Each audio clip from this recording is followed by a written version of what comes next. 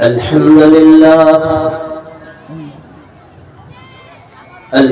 لله نحمده ونستعينه ونستغفره ونؤمن به ونتوكل عليه ونعوذ بالله من شرور أنفسنا ومن سيئات أعمالنا من يهده الله فلا مضل له ومن يضلله فلا هادي له ونشهد أن لا إله إلا الله وحده لا شريك له ونشهد أن سيدنا وسندنا وهادينا ومرشدنا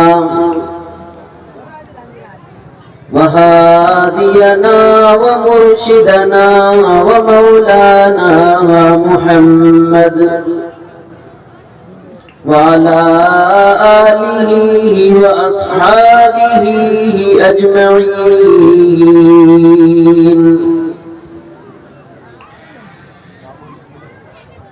أما بعد فأعوذ بالله من الشيطان الرجيم. بسم الله الرحمن الرحيم. يا أيها الذين آمنوا أنفقوا مما رزقناكم من قبل أن يأتي يوم لا بيع فيه ولا خلة ولا شفاعة والكافرون هم الظالمون. وقال النبي صلى الله تعالى عليه وسلم إن الله يرفع بهذا الكتاب أقواما ويضع به آخرين. صدق الله العظيم وبلغنا رسول النبي الكريم ونحن على ذلك لمن الشاهدين والشاكرين والحمد لله رب العالمين. ہم سب یہاں جتنے بیٹھے ہیں میرا ایک طریقہ کار ہے درود شریف ایک مخصوص انداز میں پڑھتے ہیں. آپ تمام حضرات گنگنائے میرے ساتھ. اللهم صل على محمد وعلى آل محمد كما صليت على إبراهيم وعلى آل إبراهيم إنك حميد مجيد.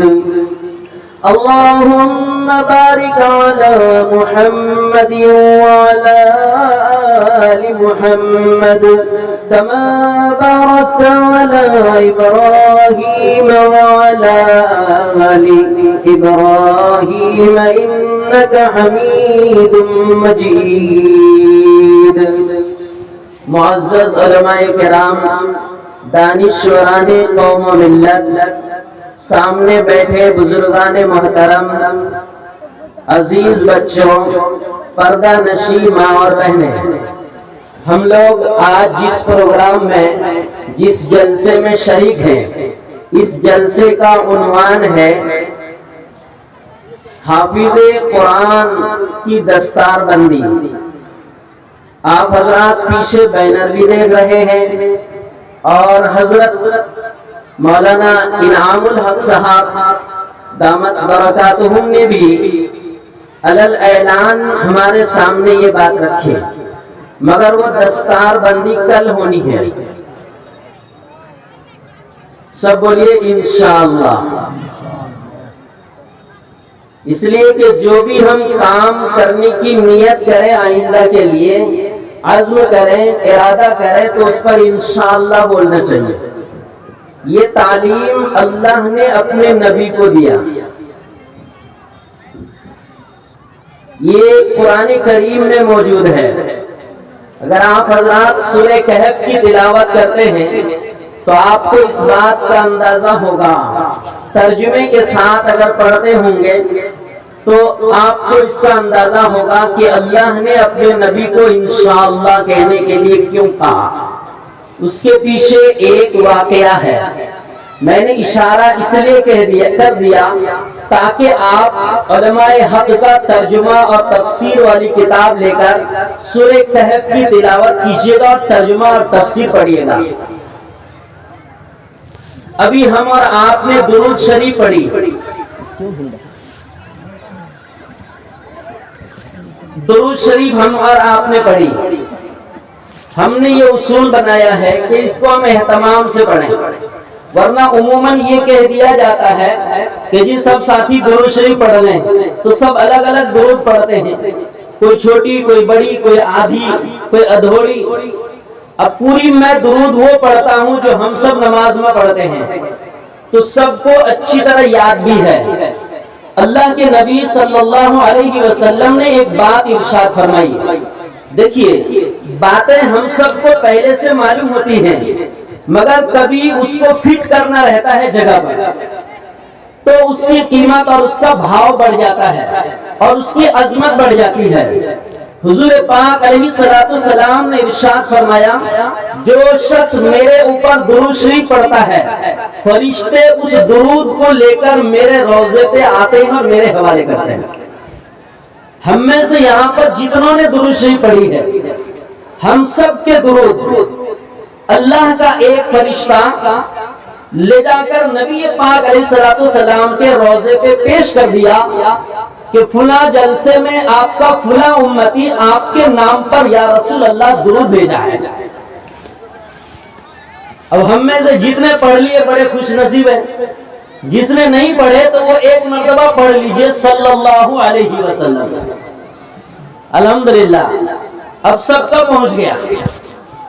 یہ کتنی بڑی بات ہے، آپ اندازہ لگائیے کہ روضے پہ نبی کتنے خوش ہو رہے ہوں گے کہ ایک ساتھ اتنے سارے درود میرے پاس پہنچے۔ اور یاد رہے کہ یہ اللہ کا نظام ہے، کسی انسان کا یا بندے کا نظام نہیں ہے۔ اللہ نے ہر ایک کے نام کے ساتھ یہ درود فرشتے کے ہاتھ سے بھیجا ہے، ہر ایک کے نام کے ساتھ۔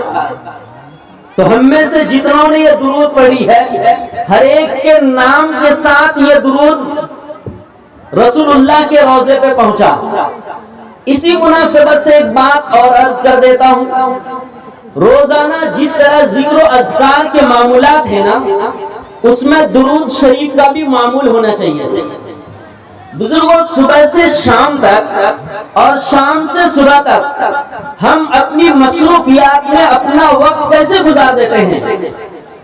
دکان میں بیٹھے بیٹھے، کھیت میں ہل جوتتے جوتتے، دوسرا اور جو کچھ بھی کام کر رہے ہیں، ماں اور بہنیں ہیں، مستورات ہیں، وہ کچن میں کھانا بناتے بناتے، وہ کھانے کی تیاری کراتے کراتے، کرتے کرتے اگر 2، 5، 10 مرتبہ درود روزانہ پڑھ لیں تو یہ درود نام کے ساتھ رسول اللہ کے روضے پہ پہنچایا جاتا ہے۔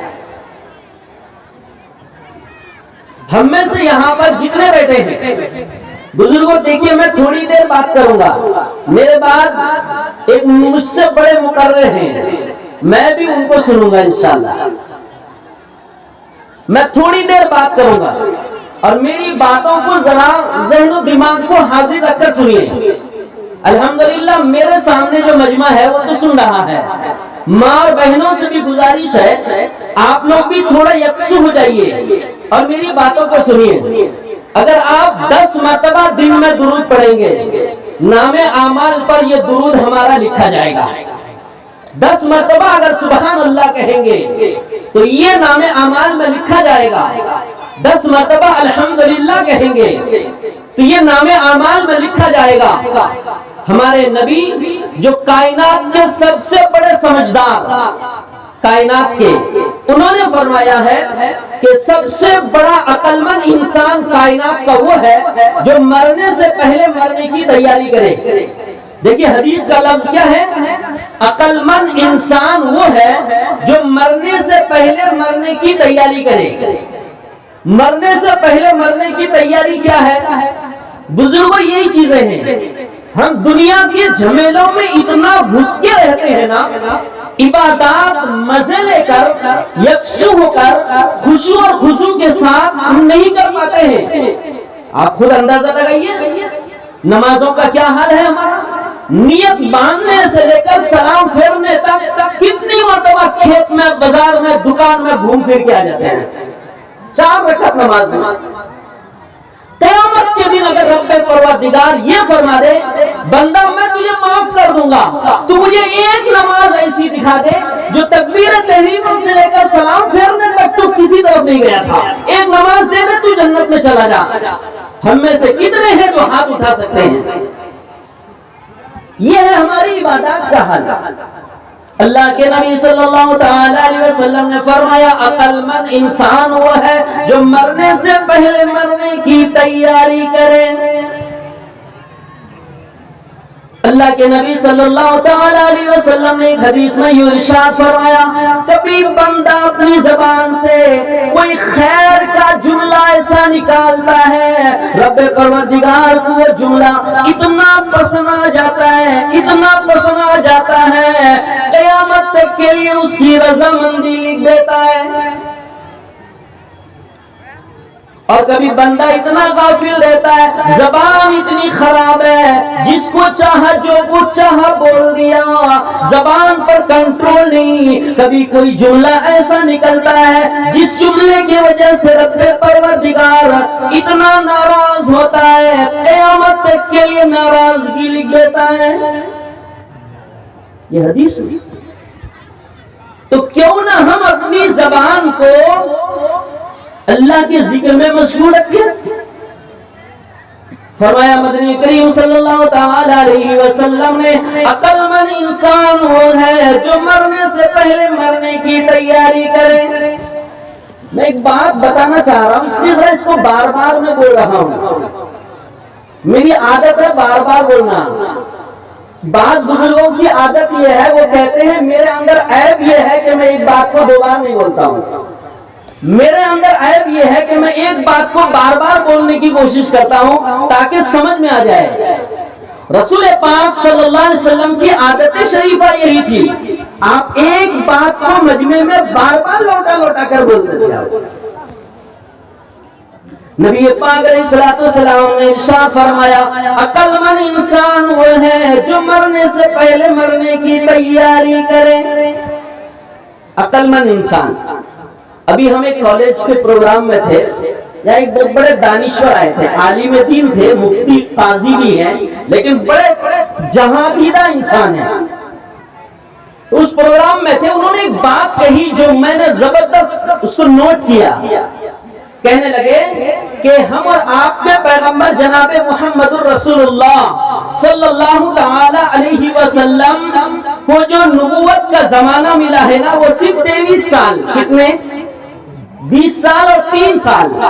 ابھی حضرت مولانا ممتاز صاحب دامت برکاتہم یہی بات کہہ رہے تھے کہ آپ صرف 23 سال میں آپ خود ہی تیار نہیں ہوئے، بلکہ آپ نے 1.25 لاکھ شاگرد تیار کیے تھے۔ 1.25 لاکھ شاگرد تیار کیے صرف 23 سال میں۔ تو نبی پاک علیہ الصلوۃ والسلام کو نبوت کا زمانہ ملا ہے 23 سال۔ 23 سال میں آپ نے جو محنت کی ہے، آپ کی محنت کا نتیجہ یہ ہے کہ قیامت تک آنے والے انسانوں کے لیے آپ نے رہبری کر دی۔ دنیا کا کوئی سائنس، کوئی ٹیکنالوجی آج کے 50 سال کے بعد کی چیز ایجاد کر کے نہیں چھوڑا ہے، مگر نبی کریم صلی اللہ تعالی علیہ وسلم صرف 50 سال کے بعد کی نہیں ہے۔ قیامت کب آئے گی کسی کو معلوم نہیں۔ آج سے 1444 سال پہلے نبی نے جو باتیں کہی تھی، 1400 سال بعد وہ باتیں ثابت ہو رہی ہیں، اور آج کے بعد پھر قیامت کب آئے گی کسی کو معلوم نہیں، لیکن رسول اللہ کی بات سچ ثابت ہوگی۔ تو اس دانشور نے ایک بات کہی تھی، اسٹوڈنٹ حضرات اور علماء حضرات توجہ دیں، کہ انسان کو جو یہ دماغ ملا ہے نا، دماغ جو ہم کہتے ہیں کہ اس کو بہت دماغ ہے، اس کا ذہن بہت تیز ہے، یہ بہت ہوشیار ہے. یہ جو انسان میں جو دماغ ہے نا، عام انسان جو اپنے دماغ کو اپنے 60 سال اور 70 سال میں جو استعمال کرتے ہیں نا، وہ اس کا 1/3 بھی استعمال نہیں ہوتا ہے. اس کی زندگی پوری ہو کے وہ مر جاتا ہے. 1/3 کا مطلب 33%. 100 میں سے 33% بھی بڑا سے بڑا کائنات کا سائنسداں ہو جائے، ٹیکنالوجی کا ماہر ہو جائے، چاند پر جا کر مٹی اتار کر زمین پر لے کر کے آئے، اس کے اوپر جانے کی کوشش کرے، وہ اپنی زندگی پوری کر لیتا ہے اپنے دماغ کو اور صلاحیت کو لگا کر، تو 1/3 بھی استعمال نہیں ہوتا، وہ مر جاتا ہے. صرف نبی کریم صلی اللہ تعالی علیہ وسلم کی وہ ذات اقدس ہے جو صرف 23 سال میں اپنے مکمل دماغ کو استعمال کیا ہے. یہی وجہ ہے کہ نبی کریم صلی اللہ تعالی علیہ وسلم صرف 23 سال میں قیامت تک آنے والے انسانوں کے لیے ہدایت اور رہبری کا سامان دے دیا. تو آپ اندازہ لگائیے کہ نبی کتنے بڑے عقل مند ہیں، جس نے پوری عقل کو استعمال کیا ہے اللہ کی توحید کے لیے اور اپنی نبوت اور رسالت لوگوں کو پہچانوانے کے لیے. وہ کائنات کا سب سے بڑا عقل مند پیغمبر، وہ کہتے ہیں کہ عقل مند انسان وہ ہے جو مرنے سے پہلے مرنے کی، میں اس لیے یہاں فٹ کرنا چاہ رہا ہوں. ایک بہت بڑا سائنسداں اگر کہتا ہے تو ہم کیا کہتے ہیں کہ ایک بہت بڑے سائنسداں نے یہ بات کہی ہے، کوئی معمولی بات نہیں ہے. اگر کوئی بہت بڑے MBBS MD ڈاکٹر یہ بات کہے تو ہم کہتے ہیں کہ یہ کوئی معمولی ڈاکٹر نہیں ہے، یہ MD اور MBBS ہے. تو ہم بھی کہتے ہیں کہ مرنے سے پہلے مرنے کی تیاری کرو، یہ عقل مندی ہے. یہ کائنات کے سب سے بڑے عقل مند پیغمبر نے فرمایا ہے. ایک چھوٹا سا قصہ سنا دوں. ایک بزرگ تھے، ان کے یہاں مجلس لگی تھی، تو حضرت نے فرمایا یہی حدیث کہ مرنے سے پہلے مرنے کی تیاری کرو، مرنے سے پہلے مرنے کی تیاری کرو. تو ایک صحابہ آ کر کہنے لگے کہ جناب والا میں مرنے سے پہلے مرنے کی تیاری کروں تو کب کروں؟ تو کہنے لگے بہت آسان ہے، مرنے سے ایک دن پہلے تیاری کر لو. کیا مشکل ہے؟ کل تمہیں موت آئے گی نا، آج صبح سے ہی نہا دھو کے نیا کپڑا پہن کے، استری والا کپڑا پہن کے، وائٹ سفید کپڑا پہن کر، شاندار بہترین دھلی ہوئی استری والی ٹوپی لگا کر، بہترین عطر اور خوشبو لگا کر، مصلی بغل میں دبا کر، سینے میں قرآن چھپا کر، ہاتھ میں تسبیح لٹکا کر، زبان میں اللہ اللہ کرتے کرتے جاؤ، مسجد کے کونے میں بیٹھ جاؤ، شام تک سجدے میں رہو اور اللہ اللہ کرتے رہو یہاں تک کہ تمہاری روح نکل جائے. مرنے سے ایک دن پہلے تیاری کر لینا. اس لیے کہ حدیث میں نبی پاک علیہ السلام نے ارشاد فرمایا انما الاعمال بالخواتیم، بندے کے آخری عمل کا اعتبار ہوگا، تو تم آخری دن تیاری کر لو، جنت میں چلے جاؤ گے. کہنے حضرت یہ تو معلوم نہیں کہ ہم مریں گے کون سے دن، تو پتہ چلے گا کیسے کہ ایک دن پہلے بیٹھنا ہے مسجد میں، جب ہمیں پتہ ہی نہیں چل رہا ہے کہ مریں گے ہم کون سے دن. اجی کل کا پتہ ہو تبھی تو ہم آج مسجد میں جائیں نا.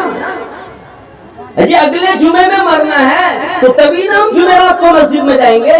تو ہم کو تو یہ پتہ نہیں ہے کہ ہم مریں گے کون سے دن. تو حضرت نے فرمایا اے نادان، اگر تمہیں یہ معلوم نہیں ہے کہ تم کون سے دن مرو گے تو پھر اپنی زندگی کے ہر دن کو اپنا آخری دن سمجھو. پتہ نہیں کس وقت اللہ کی طرف سے بلاوا ہے. میں نے قرآن کریم کی ایک آیت کریمہ تلاوت کی ہے، یا ایھا الذین آمنوا انفقوا مما رزقناکم. اے ایمان والو، اے مسلمانوں، اے کلمہ پڑھنے والو، اے ایمان کا بولنے والو، میں نے جو تمہیں کھانے کے واسطے روزی دی ہے اس میں سے کچھ خرچہ کر لو. یہ آیت کریمہ کہاں ہے؟ میں اس کو لکھ کر لایا ہوں، یہ سورہ بقرہ کی آیت نمبر 254 ہے. اس سے اور ایک بہترین پتہ بتاتا ہوں، جو آپ ترجمہ والا قرآن فجر میں کھولیں گے نا تو مل جائے گا۔ آیت الکرسی ہے نا 3 پارے میں، آیت الکرسی سے اوپر والی آیت، آیت الکرسی سے اوپر والی آیت، اللہ فرماتا ہے یا ایھا الذین آمنو، اندازہ ہوا کہ بات پرسنل ایمان والوں سے چل رہی ہے، عام انسانوں سے بات نہیں چل رہی ہے۔ انفقوا مما رزقناکم، یہاں روزی کا لفظ ہے، زکوٰۃ نہیں ہے۔ اللہ فرماتا ہے میں نے جو تمہیں روزی دیا نا کھانے کے واسطے، اس میں سے کچھ تم اللہ کی راہ میں خرچ کرو۔ یہ خرچ تم کر لو اس دن کے آنے سے پہلے، من قبل ان یاتی یوم لا بیع فیہ ولا خلۃ ولا شفاعہ۔ دیکھیں سمجھے گا، میں قرآن کی آیت کی تھوڑی تفسیر کر رہا ہوں، اس میں 3 جملے ہیں۔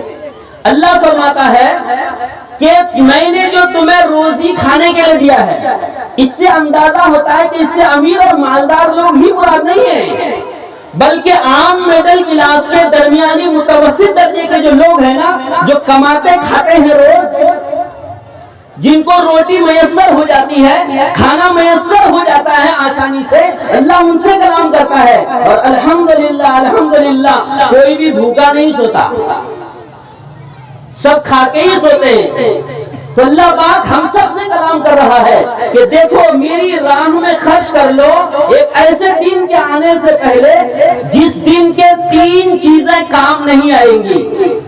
سمجھے گا، میں چونکہ درس قرآن سے منسلک ہوں، تفسیر قرآن سے، تو میں ایک جملہ میں تینوں جملے کو سمجھانے کی کوشش کر رہا ہوں، اور آپ انشاءاللہ آسانی سے سمجھ جائیں گے۔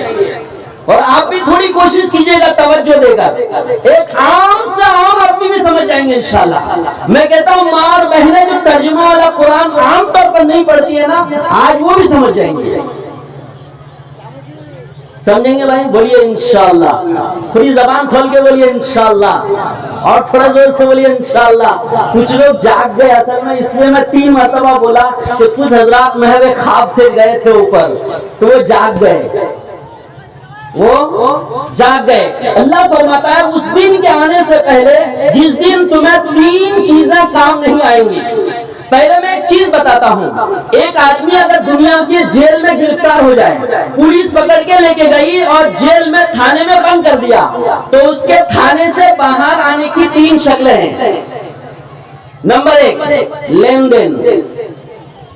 لین دین کا مطلب کیا ہے؟ ابھی اٹھا کر لے کے گئے، گھر والے پیچھے سے گئے، 2 لاکھ روپے ایسا پکڑا دیے، صبح کو وہ آ جائے گا۔ گھوس گھاس کا مسئلہ، دنیا کے جیل میں اگر پکڑا گیا تو بے کا معنی لین دین۔ دنیا کے جیل سے نکلنے کی دوسری شکل ہے خلہ، دوستی۔ دوستی کا مطلب کیا ہے؟ مثال کے طور پر ایک بڑے عہدے کا سرکاری آدمی ہے، لیکن انہی کے پارٹی کا ایک بہت بڑا بہترین نیتا ہے ان کو گرفتار کر لیا، تو ایم ایل اے صاحب نے فون کیا تو 1 گھنٹے میں باہر آئے گا۔ اس کو کہتا ہے دوستی۔ جیل سے چھوٹنے کی تیسری شکل ہے سفارش۔ سفارش کا مطلب یہ ہے کہ یہاں لین دین بھی نہیں ہے، یہاں دوستی بھی نہیں ہے، لیکن سفارش ہے۔ سفارش کا مطلب آدمی کو اگر پکڑ کے لے کے گیا ہے تو پیچھے سے پردھان صاحب کا فون جاتا ہے، کہتے ہیں جی میرے پارٹی کا ہے، یا میرا رشتہ دار ہے، یا میرا پڑوسی ہے، یا غریب ہے، ان کو چھوڑ دو، ان کو لے جا کے فائدہ نہیں، تو وہ 2 ٹکا بھی نہیں ملے گا۔ سفارش کی تو جیل سے باہر آ گیا۔ قرآن میں اللہ تبارک و تعالیٰ نے اس آیت میں فرمایا کہ اگر آخرت کے جیل میں اگر تم پکڑے گئے، اگر آخرت میں گرفتار ہوئے، اللہ کی عدالت سے اگر تمہارے لیے جیل کا فائنل ہوا ہے، اور اگر تم چلے گئے جہنم کی جیل میں، تو یہ 3 چیزیں کام نہیں آئیں گی۔ لین دین کام نہیں آئے گا، اس لیے کہ اللہ کے یہاں گھوس گھاس نہیں چلے گا۔ گھوس لے گا کون؟ لے گا کون؟ نمبر 2 وہاں کوئی دوستی نہیں چلے گی، اس لیے نہیں چلے گی کہ قرآن کریم میں اللہ تعالیٰ فرماتا ہے کہ میاں بیوی جو زندگی بھر ایک ساتھ رہے، سوئے، اتنی محبت قیامت کے میدان میں اگر بیوی دیکھے گی نا کہ میرے شوہر یہاں کھڑے ہیں تو راستہ ادھر سے کٹ کر کے وہاں سے چلے جائے، شاید کوئی نیکی نہ مانگے۔ دو بھائیوں میں اتنی اچھی محبت تھی، قیامت کے میدان میں بھائی کی محبت بھی کام نہ آئیں گی، وہ بھی راستہ کٹ کر کے الگ سے نکل جائے گا۔ باپ اور بیٹے کی مثال قرآن میں اللہ نے دی ہے کہ اگر باپ کھڑے ہیں تو بیٹا چھپ کے نکل جائے گا، بیٹا کھڑا ہے تو باپ چھپ کے نکل جائے گا، وہاں کوئی دوستی کام نہیں آئے گا اور وہاں کوئی سفارش بھی کام نہیں آئے گی۔ تیسری شکل، سفارش کریں گے کون؟ جائیں گے آدم علیہ السلام کے پاس، اے اللہ کے پہلے پیغمبر، کائنات کے سب سے پہلے انسان، پہلے پیغمبر، رب پروردگار کی عدالت میں سفارش کر دیجئے۔ کہنے لگے نہیں نہیں، میں کسی کا سوال نہیں کرتا، میں خود آج پریشان ہوں، رب پروردگار کی جلال سے میں پریشان ہوں۔ جائیں گے نوح علیہ السلام کے پاس، نوح علیہ السلام بھی گھٹنوں کے بل بیٹھے ہوئے ہیں۔ جائیں گے ابراہیم علیہ السلام کے پاس، وہ بھی گھٹنوں کے بل گرے۔ جائیں گے موسیٰ علیہ السلام کے پاس، وہ بھی گھٹنوں کے بل گرے۔ جائیں گے عیسیٰ علیہ السلام کے پاس، وہ بھی گھٹنوں کے بل گرے ہیں۔ جب اتنے بڑے بڑے انبیاء علیہ السلام گھٹنوں کے بل گر کے اللہ کے جلال کو دیکھ کر کانپ رہے ہوں گے تو کون ہے جو ہماری سفارش کریں گے؟ فون کریں گے؟ ہے کوئی کریں گے؟ کوئی کریں گے بھائی سفارش؟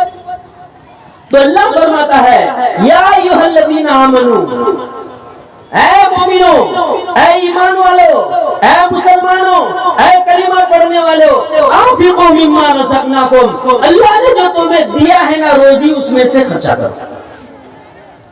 اس دن کے آنے سے پہلے کہ جس دن اگر تم پکڑے گئے تو تینوں چیزیں کام نہیں آئیں گی، تینوں چیزیں کام نہیں آئیں گے۔ یہ ہے قرآن کریم کی آیت۔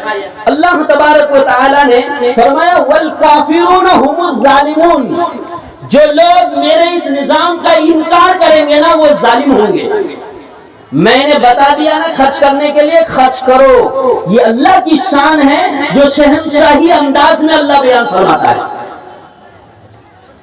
والکافرون هم الظالمون، یہاں کافر کا ترجمہ انکار کرنے والا، کافر کا ترجمہ وہ نہیں جو لوگ غیر مسلم ہیں، جو لوگ میرے اس بتائے ہوئے نظام کا انکار کریں گے وہ ظالم ٹھہریں گے۔ اب اللہ فرماتا ہے ظالم کون؟ جس کے پاس جا کر ہم کو جا کے پناہ لینا ہے، جس کے رحمت کی آس ہے اور امید ہے، وہی پروردگار ہم کو ظالم لکھ دے تو؟ بزرگوں ایک یہ بات دھیان میں رکھیے، میں پوائنٹ ٹو پوائنٹ بول رہا ہوں، مکس کر کے نہیں۔ اب میں ایک قصہ سناتا ہوں، یہ قصہ حدیث آیت کریمہ کی تفسیر میں ہے۔ یہ سورہ توبہ کی آیت نمبر 78، آیت نمبر 78 کی تفسیر میں علامہ تفسیر ابن کثیر میں یہ واقعہ لکھا گیا ہے۔ ایک آدمی ہے، ان کا نام ہے ثعلبہ ابن حاطب، ثعلبہ ابن ابی حاطب۔ چونکہ میں آپ کے سامنے بول رہا ہوں تو میں اس پر زیادہ تحقیقی بات نہیں کروں گا کہ ثعلبہ ابن ابی حاطب کون ہے۔ علماء حضرات اس کو خوب اچھی طرح جانتے ہیں۔ نبی پاک علیہ السلام سے عرض کیا کہ اللہ کے نبی صلی اللہ علیہ وسلم میں آپ کے پاس دعا کے لیے آیا ہوں، اے اللہ کے نبی پروردگار سے دعا کر دیجئے کہ اللہ تعالیٰ مجھے مال خوب دے۔ سن رہے نا؟ یہ واقعہ تو سنیے دھیان سے۔ نبی پاک علیہ السلام نے فرمایا کہ اے ثعلبہ، کیا تو یہ پسند نہیں کرتا کہ جیسے تمہارے نبی کی زندگی ہے ویسی زندگی گزرے؟ ایک وقت کھائے تو شکر ادا کرے، دوسرے وقت نہ کھائے تو صبر کرے، کیا تو ایسی زندگی نہیں چاہتا ہے؟ کہنے لگے اللہ کے نبی صلی اللہ تعالی علیہ وسلم، میں مال کا حق ادا کروں گا، رب پروردگار سے دعا کر دیجئے۔ نبی پاک علیہ السلام نے ہاتھ اٹھایا اور دعا کیا، اللہم ارزق ثعلبہ مالا، اے پروردگار ثعلبہ کو مال عطا فرما، مال عطا فرما۔ یہ صحابی ہیں یا نہیں؟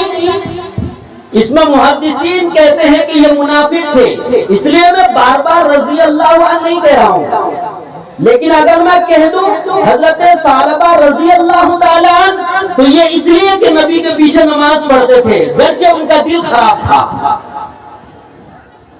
نبی نے دعا کر دی، پروردگار نے مال عطا فرما، انہوں نے بکریوں کا بزنس شروع کیا، اتنی بکریاں بن گئی کہ حدیث میں اللہ کے نبی صلی اللہ علیہ وسلم کی روایت میں ہے کہ کیڑے مکوڑے کی طرح بکریاں بڑھ گئی۔ مدینے کی بستی میں جب یہ رہا کرتے تھے وہ جگہ چھوٹی پڑ گئی تو مدینے کی بستی سے باہر نکل گئے اور جا کر باہر اپنا گھر بنا کر بکریوں کا بزنس کرنے لگے۔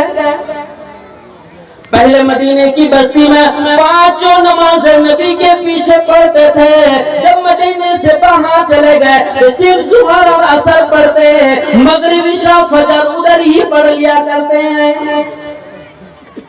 جب بکریوں کی تعداد اور بڑھ گئی، وہ جگہ بھی کم بڑھ گئی تو مدینے کی آبادی سے اور دور چلے گئے، 5 نمازوں میں آنا بند، صرف جمعہ کو آنے لگے۔ نبی پاک علیہ السلام نے ایک مرتبہ پوچھ لیا ثعلبہ کہاں ہے؟ نماز میں نہیں دکھ رہے، کیا بات ہے، کہاں چلا گیا؟ صحابہ نے عرض کی اللہ کے نبی صلی اللہ علیہ وسلم ان کی بکریاں اتنی بڑھ گئی، کاروبار بزنس تجارت اتنا بڑھ گیا، مدینے کی بستی چھوڑ دیا، باہر چلا گیا، اب وہ جمعہ کو آتے ہیں، 5 نمازیں مسجد نبوی میں نہیں پڑھتے۔ نبی نے فرمایا اچھا جی اتنا مال ہو گیا ان کے بعد بستی چھوڑ دیا انہوں نے، جیسے ہم لوگ کہتے ہیں نا پوننا بھیٹا والی چھوڑ دیا، کہاں چلے گئے؟ کون؟ نیا بھیٹا والی چلا گئے، نئے بھیٹے میں چلے گئے۔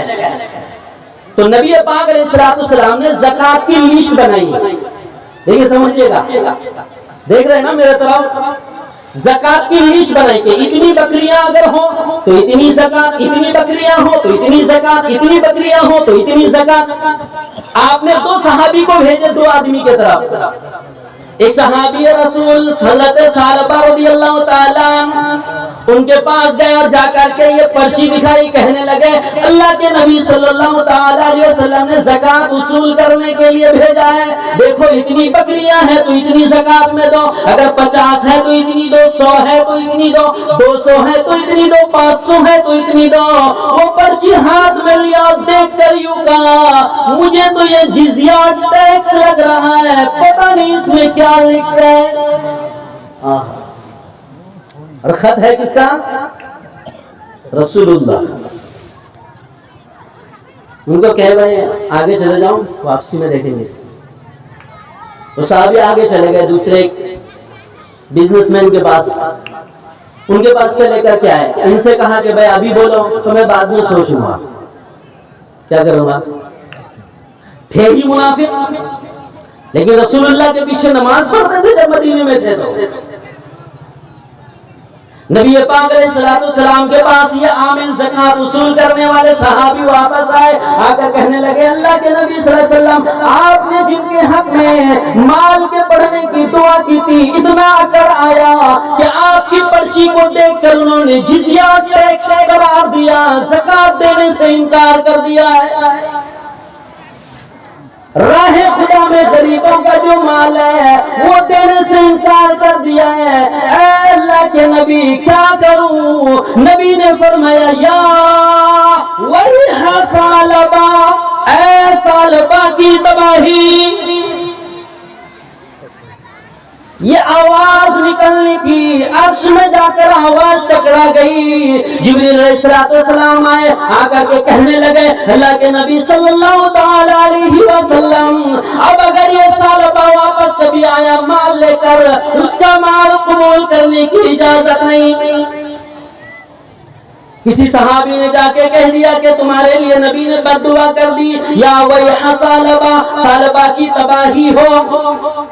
وہ کانپ گیا, بلبلا گیا اور اچھی اچھی بکریوں کو تلاش کر کے اس کو چن چن کر کے بڑی تعداد میں لے کر نبی کے پاس آ گئے اور آ کر کہنے لگے اللہ کے نبی صلی اللہ تعالی علیہ وسلم یہ میری زکات ہے, میں معافی چاہتا ہوں, قبول کر لیجئے.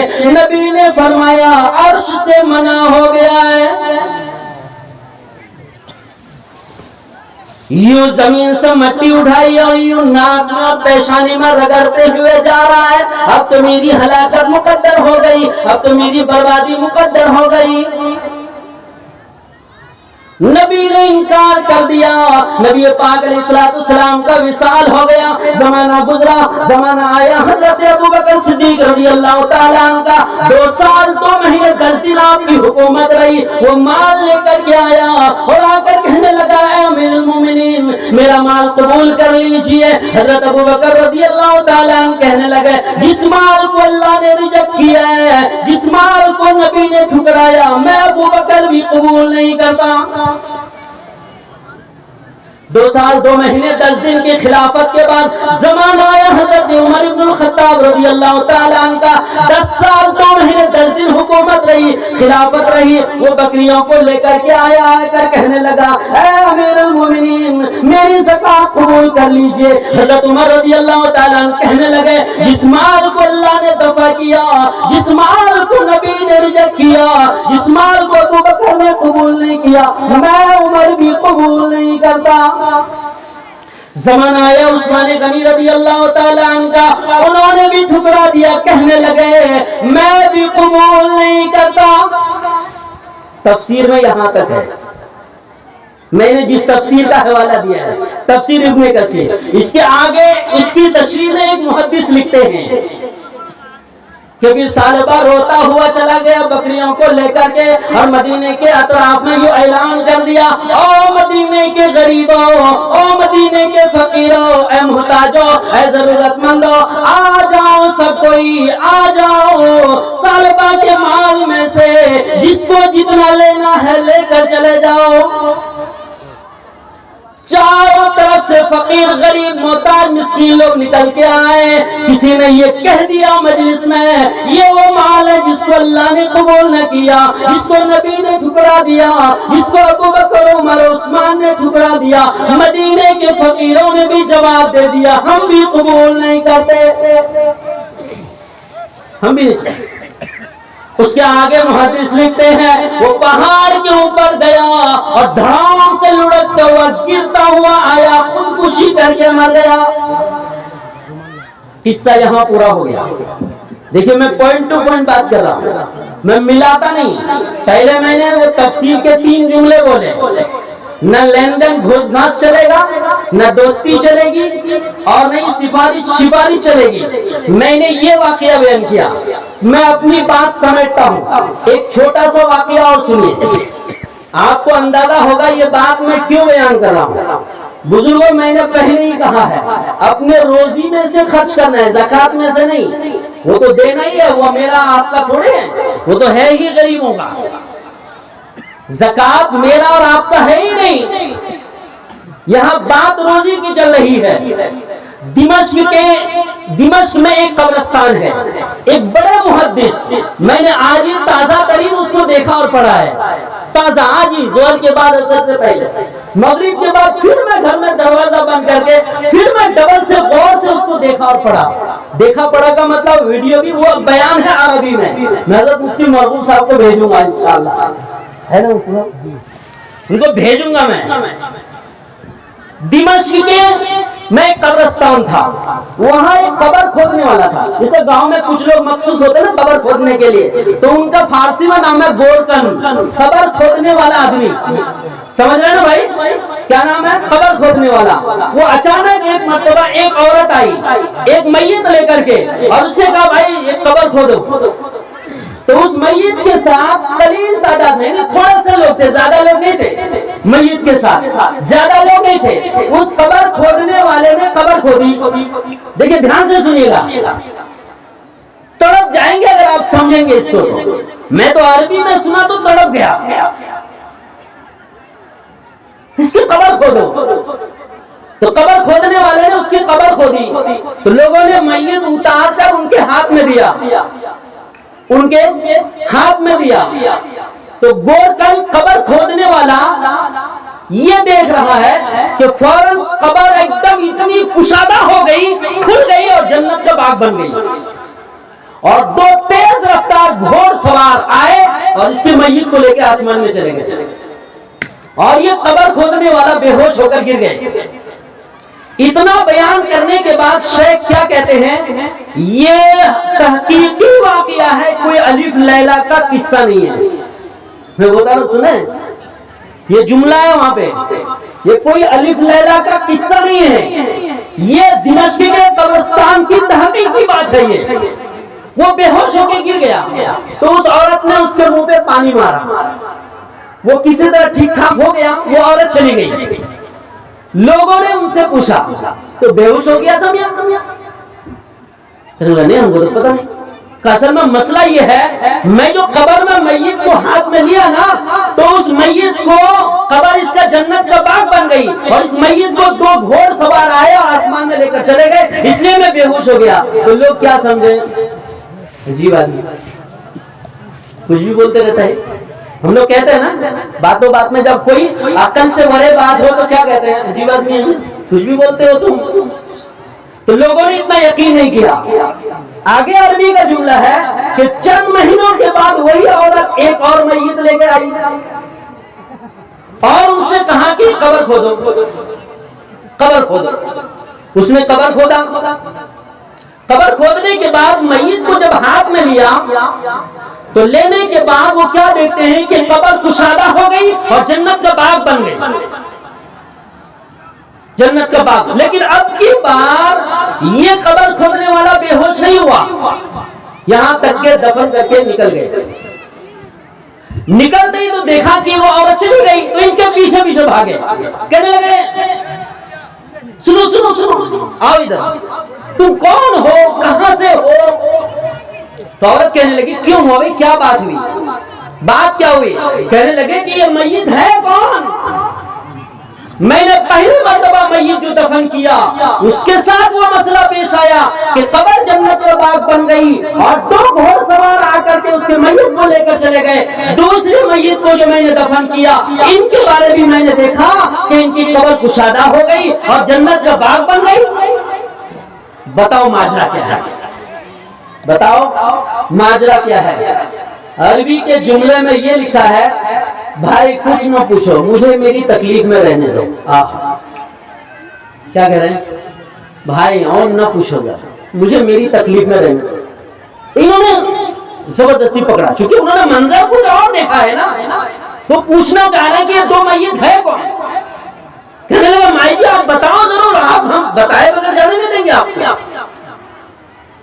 روتی ہوئی آنسو پوچھتی ہوئی کہنے لگی پہلا والا میرا بیٹا تھا۔ کہنے لگا دوسرا والا؟ کہنے لگا دوسرا والا بھی بیٹا ہے، دونوں بیٹے فوت ہو گئے۔ تو کہنے لگے کہ ان کی کرامت کیا ہے، وجہ کیا ہے کہ میں نے قبر میں ایسا دیکھا کہ جنت کا باغ بن گئی قبر، فرشتے اٹھا کر ان کی لاش کو لے جا رہے ہیں۔ تو کہنے لگے بات اصل میں یہ ہے، پہلا والا جو بیٹا پڑھا تھا وہ طالب علم تھا۔ سنیں کیا تھا وہ طالب علم تھا، پڑھتا تھا وہ بچہ۔ کہنے لگے دوسرا؟ کہنے لگا دوسرا کما کر محنت مزدوری کر کے اس کے اخراجات پوری کرتا تھا۔ تو دونوں کی قبر کو اللہ نے جنت کا باغ بنا دیا۔ اب یہ قبر کھودنے والے کہتے ہیں علم حاصل کرنے پر اور علم والوں کے پیچھے خرچہ کرنے پر مرتے ہی جنت کا فیصلہ، میں قبر کیوں کھودوں؟ چلے گئے ایک جامعہ میں پڑھنے، وہاں پڑھنے چلے، وہاں شیخ سے یوں کہنے لگے، اس کا نام ہے مسجد التوبہ، وہاں مدرسہ چل رہا تھا۔ کہنے لگے حضرت میں پڑھنا چاہتا ہوں۔ اتنی تمہاری عمر ہو گئی ابھی کیا پڑھو گے؟ کہنے لگے میں نے ایسا ایسا منظر دیکھا ہے، مجھے تو اب طالب علم ہی بننا ہے بس، تاکہ مرتے ہی میں اللہ کے یہاں پاس ہو جاؤں، قبر میری جنت کا باغ بن جائے۔ وہ پڑھتے رہے پڑھتے رہے پڑھتے رہے۔ اگلی بات علماء کے لیے ہے، وہ زمانے کے بہت بڑے محدث بنے بنے جن کا نام ہے شیخ عبد الرحمان حفار۔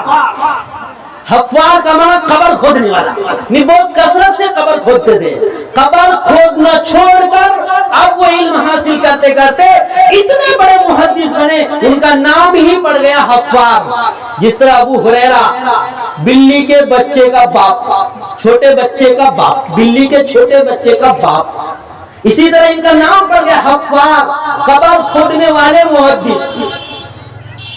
یہ تیسری بات میری پوری ہو گئی، میں پوائنٹ ٹو پوائنٹ بات کر رہا ہوں تاکہ مکس نہ ہو جائے باتیں۔ پہلی بات میں نے بتائی، یاد ہے آپ کو، روزی میں سے خرچ کرو ایک ایسے دن کے آنے سے پہلے نہ لین دین گھوس گھاٹ چلے گا، نہ ہی اس دن کوئی سفاری چلے گی اور نہ کوئی دوستی چلے گی۔ میں نے دوسرا واقعہ بیان کیا ثعلبہ کا، جس کے مال کو مدینے کے فقیروں نے بھی قبول نہیں کیا۔ تیسرا واقعہ میں نے بیان کیا، اگر طالب علم ہے تو فرشتے اٹھا کر لے جاتے ہیں لاش کو، اور اگر اس کے پیچھے اخراجات پورا کرنے والے ہو تو اس کی قبر جنت کا باغ بن جاتی ہے۔ میری تقریر ختم، میری تقریر۔ اب اگر آپ بات کو سمجھے ہوں گے بزرگوں، میں یہ نہیں کہتا کہ میں نے آپ کو یہ واقعہ جو سنایا ہے میں نے آپ کو پھنسانے کے لیے یا اٹھانے کے لیے یا گرانے کے لیے، لیکن بات حقیقت ہے۔ عقل مند وہی ہے جو مرنے سے پہلے مرنے کی تیاری کر لے۔ قبولیت کا وقت ہوتا ہے، اگر ٹائم پہ قبول نہ ہوا تو نہ حضرت ابو بکر کے زمانے میں قبول ہوگا، نہ حضرت عمر کے زمانے میں، نہ حضرت عثمان کے زمانے میں قبول ہوگا، نہ مدینے کے فقیر قبول کریں گے۔ آج جو 500 کی نوٹ جیب میں ہے نا، آج جو 500 کی نوٹ جیب میں ہے نا، کل صبح تک وہ خلاص ہو جائے گی۔ دیکھیے گا 10-11 بجے تک ختم ہو جائے گا 500 روپے۔ دیکھیے ہم یہاں اس مجمع میں حضرت میری ایک رائے یہ ہے، ہم یہ نہیں کہیں گے 5000 والے کھڑے ہو جاؤ، 2000 والے کھڑے ہو جاؤ، یہ نہیں کہیں گے، پر اتنا ضرور ہے یہاں جتنے حضرات بیٹھے ہیں، جتنے مرد حضرات ہیں اور جتنے مستورات ہیں، انہوں نے نام رہے، پر اتنا ہے کہ کشن گنج کے ایک صاحب خیر کا مطلب نیکی کرنے والا، اس نے اپنی رقم سے امداد کی ہے بڑی تعداد میں، جو میرے ہاتھ میں ہے، جو انہوں نے اشارہ کر دیا، اس کو اللہ نے فرشتوں کے ذریعے لکھوا لیا۔ یہ کرامن کاتبین 2 رائٹر ہیں ہمارے پاس، ادھر والے نے دائنے والے نے اس کو لکھ لیا اپنی ڈائری میں۔ قیامت کے دن اللہ تعالیٰ فرمائے گا اقرا کتابک، ہو جناب اپنی کتاب خود پڑھ لو، کیا کیا کر کے آئے ہو، 5000 کدھر دیے ہو، 10,000 کدھر دیے ہو، 10-20 روپے کدھر دیے ہو، 150 کدھر دیے ہو۔ قرآن کہتا ہے اقرا کتابک کفا بنفسک اليوم علیک حسیبا، اپنی کتاب پڑھ اور اپنا حساب خود کر لے۔ میری رائے یہ ہے بزرگوں، میں بہت دور سے آیا ہوں، گرچہ ہوں یہاں سے چند قدم کے فاصلے کا، لیکن صرف میں تھوڑا شرمندہ ہوں کہ میں جلسوں کے نام پر ابھی نہیں آتا ہوں الحمدللہ، لیکن مجھے ایک اور بھی کام تھا، اور گرگج کا جلسہ گاؤں کا جلسہ ہے، تو اس مناسبت سے 2 کام ایک جگہ ہو گیا، تو اس سفر میں یہ جلسہ آ گیا۔ بزرگوں بہت دور سے آیا اور بڑی محنت سے آیا ہوں، میرے آنے کا بھی کوئی موقع نہیں تھا، اتنے کام تھے۔ ابھی میں 10 تاریخ کو پہنچوں گا، 11 سے ہمارے پروگرام وہاں شروع ہیں، ایک دن بھی گھر پہ بیٹھنے کو ملے گا، کل پھر ہم یہاں سے باہر رہیں گے وغیرہ۔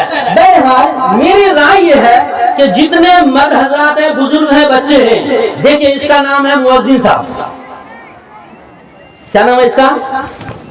اچھا میں نے اس کو مؤذن صاحب کیوں کہا؟ میں نے اس بچے کو مسجد میں اذان دیتے ہوئے دیکھا ہے، ماشاءاللہ، ان نظروں سے دیکھا ہے میں، جزاک اللہ، اذان دیتے ہوئے۔ اور اگر کمال کی بات کہوں میں تو آپ یقین نہیں کریں گے، میں نے فجر کی اذان دیتے ہوئے دیکھا ہے، ماشاءاللہ، اللہ گواہ ہے۔ ہم کیوں دلیل پیش کریں کہ فلاں گواہ ہے؟ فجر کی اذان دیتے ہوئے میں نے اس کو دیکھا ہے۔ بزرگوں گلیوں اور کوچوں میں بھی ولی چھپا ہوا ہے، صبح میرے جبے کبے سے مجھے ولی سمجھ رہے ہوں گے، لیکن گلیوں اور کوچوں میں چادر کے نیچے، پگڑی کے نیچے، یہ ہمارے باپ دادا دھان میں، گیہوں میں، آلو کے کھیت میں کام کرنے والے، پتہ نہیں کون سے آل کے پیچھے کون سا پیر، کون سا ولی، کون سا بزرگ چھپا ہوا ہے، یہ بول نہیں سکتے۔ اس لیے میری رائے ہے جتنی مستورات ہیں، میں نے مدرسے کے 6 بچوں کو ادھر بھیجنے کے لیے کہا تھا، حضرت بھیجے کیا؟ بچے لوگ گئے ہیں اور میں دیکھ بھی رہا ہوں بچے لوگ، جی بچے گئے مشکلات، بچے گئے ہیں۔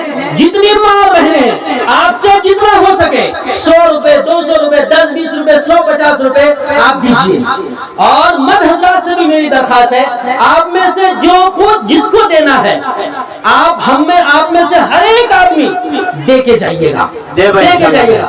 ابھی ایک چھوٹی سی ہم 5 منٹ کی تحریک چلاتے ہیں، جن کو دینا ہے موٹا موٹی 200 500 1000 روپے یا 10 20 100 50 روپے وہ آ کے دے دیں، اپنی جگہ بیٹھ جائیں۔ جب جائیں گے نا بزرگوں، آخری آدمی یہاں سے جائے گا وہ ایک 10 کی نوٹ دے کے جائے گا، دیں گے انشاءاللہ۔ بولے میں آئے تو 10 روپے میں تو پان ہو جائے گا، جزاک اللہ، کیا ہو جائے گا؟ ایک صاحب نے 100 روپے دیے الحمدللہ، اور کسی بچے کے ہاتھ سے بھجوا دیجئے۔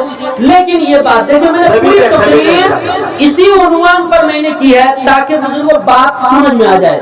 بات اگر ہمارے سمجھ میں آ گئی نا، ابھی ایک بہترین مقرر ہے اور بہت جلدی جلسہ ختم کر دیں گے انشاءاللہ، 3 بجے رات تک نہیں لے جائیں گے۔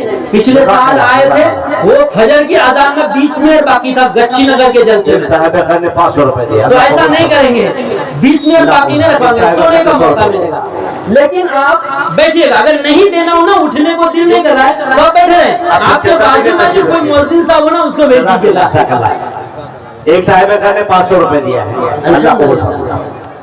اور تھوڑی دیر بیٹھیے انشاءاللہ، یہ بھی آپ دعا کر کے یہاں سے جائیے گا، اگر اللہ نے چاہا تو بڑا خیر ہوگا۔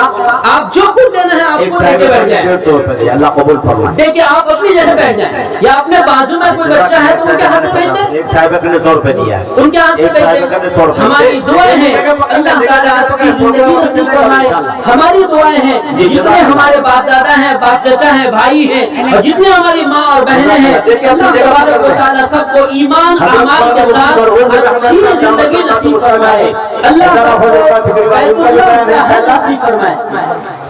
ممبر شاہ عالم صاحب نے 1000 روپے دیا، اللہ قبول فرمائے۔ دیکھیے قاری مختار صاحب نے 1 صاحب نے 200 روپے دے دیا، اللہ قبول فرمائے۔ ماشاءاللہ جی دے ماشاءاللہ، دیکھیں جگہ پکڑے بھائی، جائیں نہیں، جانے کا مزاج نہ بنائیں، بیٹھیں تھوڑی دیر بیٹھیں۔ حصہ لیجیے آپ لوگ۔ دیکھیں گھڑی کا تو 12 بج رہا ہے، ہم سب کے بھی 12 بجنے میں تھوڑا ہی ٹائم باقی ہے، جگہ پکڑے بھائی، جگہ پکڑ لیں، گھڑی کے ساتھ ساتھ ہمارا بھی 12 بج جاتا ہے، تو کم از کم 12 بجنے تک رہیے۔ قاری مستحضر صاحب آپ اسٹیج پہ تشریف لائیں۔ ماشاءاللہ دیکھیے آ رہے ہیں حضرات، جی ماشاءاللہ دے رہے ہیں، جس سبھی دیں گے کو جو میسر ہو، کوئی اللہ قبول فرمائے، سختی نہیں، کوئی زبردستی نہیں۔ ترقی عطا فرمائے، اللہ گھر میں کوئی بیمار ہو تو صحت عطا فرمائے، مرحوم والدین کو اللہ جنت الفردوس میں اعلیٰ مقام نصیب عطا آمین فرمائے۔ آمین آمین، دیکھیے اپنی جگہ پر سب کو اچھی زندگی نصیب فرمائے، آمین اللہم آمین اللہم آمین۔ اللہ سب کے روزی میں برکت عطا فرمائے، اللہ سب کو حلال روزی نصیب فرمائے۔ دیکھیں مستورات کی طرف جو بچے گئے ہیں نا، بچوں کے ہاتھ میں دیجیے رومال میں، یا نہیں تو پھر آپ بچوں کے ہاتھ سے بھیجوا دیجیے، مگر کوئی بھی خالی نہ جائے۔ 10 روپے 30 روپے، اللہ قبول فرمائے۔ دے بھائی، دیکھے جگہ پکڑ لے بھائی، جزاک اللہ جزاک اللہ۔ لیکن جتنے حضرات بیٹھے ہیں نا حضرات، آج کی بات تو نہیں ہے ٹالیں گے، اس لیے سمجھ میں آ گیا۔ جی جی جی انشاءاللہ سبھی دیں گے، اور دے رہے ہیں ماشاءاللہ۔ اور کل جتنے حضرات آئیں گے نا، میری تقریر یاد رکھیے گا، رکھیں گے نا انشاءاللہ۔ عادت ہے ایسی تقریر کروں تاکہ میں آپ کا ہی بچہ ہوں، تو مجھ کو اتنا احساس ہوتا ہے کہ آپ کیا سمجھنے والا، آپ کو کیا ضرورت ہے۔ میں رامائن اور گیتا پڑھوں گا یہاں، ایک ٹائم وہاں بھی ہوتا ہے جو پڑھتا ہوں الحمدللہ، جب مندر میں اور چرچ میں بیان ہوتا ہے تو وہ دیکھنے کے لائق رہتا ہے، تو یہاں مجھے جس چیز کی ضرورت ہے میں وہ چیز بیان کرتا ہوں۔ اس لیے تمام حضرات سے درخواست ہے، کوئی ماشاءاللہ سب جم کے بیٹھے ہیں، یہ تقریر سن کے جائیں جی جی انشاءاللہ انشاءاللہ انشاءاللہ۔ دیکھیے بچے لوگ مستورات کی طرف ماں بہنوں کے ہماری ماں بہنیں کوئی خالی نہ جائیں، کوئی بھی خالی نہ جائے، بیٹھی ہے اپنی جگہ میں بیٹھے۔ اور آج اگر کسی نے دے دیا نا تو آپ بولیں گے مولانا نے آج لے لیا کل کا بھی ویٹنگ کر دیا میاں۔ جی اگر آپ ویٹنگ میں رہیں گے کل کے لیے بھی تو یہ آپ کی عقل مندی ہوگی، یہ آپ کی عقل مندی ہوگی، کل بھی 10 20 100 50 دے کے جائیے گا۔ کی طرف سے ذرا آپ کو کچھ نعت و نظم کے لیے دوسرا میں اس کو مائک میں بول دیتا ہوں، آپ میرے کان میں بول رہے ہیں، کہتا ہے مستورات کی طرف سے کچھ نعت اور نظم کی فرمائش ہو رہی ہے، नात और नज़म की फरमाइश हो रही है। भाई बड़े नात खां यहाँ पर मौजूद है। कल मैंने एक नात लिख के नात पढ़ी थी, तो एक जगह आज एक बस्ती में गया मैं, तो वहाँ की मस्तूरात कहने लगी कि हम लोगों ने रात को नात सुनी, शायद वही असर होगा। बहरहाल दो मिसरे पढ़ देता हूँ। अच्छा वही पढ़ देता हूँ। हजरत अबू बकर सिद्दीक रजी अल्लाह तआला अन्हु को नबी पाक अलैहिस्सलाम ने फरमाया माल लेके आओ, तो हजरत अबू बकर सिद्दीक रजी अल्लाह तआला अन्हु सब पूरा बांध के लेके आ गए, सब लेके आ गए। इस तरह ताक के ऊपर अपनी उंगली फेर कर यूं देख रहे। बेटी कहने लगी अब्बा क्या तलाश कर रहे हैं? अब्बा कहने लगे बेटी सारा सामान तो मैं बांध लिया हूँ, ताक के ऊपर मैंने एक सुई रखी थी वो तलाश कर रहा हूँ, शायद किसी मुजाहिदीन को कपड़ा सीने में काम आ जाए। सुई तलाश कर रहे देने के लिए अल्लाह की राह में। तो इसको एक शायर ने इस तरह कहा है, चलिए लिखा हुआ है। जो पूछा नबी ने कि कुछ घर भी छोड़ा, तो सिद्दीक़ अकबर के होठों पे आया। जो पूछा नबी ने कि कुछ घर भी छोड़ा, तो सिद्दीक़ अकबर के होठों पे आया। यहाँ माल दौलत की क्या है हकीकत, जहाँ जो लुटाने को दिल चाहता है। यहाँ माल दौलत की क्या है हकीकत, जहाँ जो लुटाने को दिल चाहता है। एक मोहब्बत का शेर पढ़ दो, इश्क का नहीं मोहब्बत का। तो लड़के लोग मुस्कुरा रहे हैं, क्यों मुस्कुरा रहे? एक मर्तबा नबी ने चांद की तरफ इशारा किया था, यूं तो चांद टुकड़ा हो गया था। तो चांद आज तक फख्र कर रहा है, सितारों के सामने हर दिन सुबह कहता है मेरी किस्मत देखो, नबी के इशारे से टूटा था, मेरी किस्मत देखो। ये चांद सितारों से कहता है हर दम, तुम्हें क्या पता है वो टुकड़ों का मंजर। चांद हर दिन कहता है सितारों से, ये चांद सितारों से कहता है हर दम, तुम्हें क्या पता है वो टुकड़ों का मंजर। नबी के इशारे में इतना मजा था कि फिर टूट जाने को दिल चाहता है। बहुत नबी के इशारे में इतना मजा था कि फिर टूट जाने को दिल चाहता है। वो शहरे मोहब्बत जहाँ मुस्तफा है, वही घर बनाने को दिल चाहता। माशाअल्लाह माशाअल्लाह, बहुत खूब। मुफ्ती साहब हमारे मुक़र्रिर ही नहीं, मुफस्सिर ही नहीं, मुफस्सिर ही नहीं, शायर भी है माशाअल्लाह, बहुत अच्छी शायरी करते हैं। लेकिन क्योंकि दोस्तों पहले जैसा मिजाज नहीं है, पहले बहुत अच्छे अंदाज में बयानात भी करते थे और अशार भी पढ़ते थे, अभी भी पढ़ते हैं, लेकिन पहले जैसा मिजाज नहीं है। अल्लाह पाक जज़ाकल्लाह अता फरमाए हज़रत मुफ्ती साहब को। हज़रत मुफ्ती साहब की ज़बानी जो बातें हमारे कान तक पहुंची है, अल्लाह करे वो हमारे दिल तक उतर जाए, दिल में उतर जाए और उस पर हम अमल पैरा हो जाए।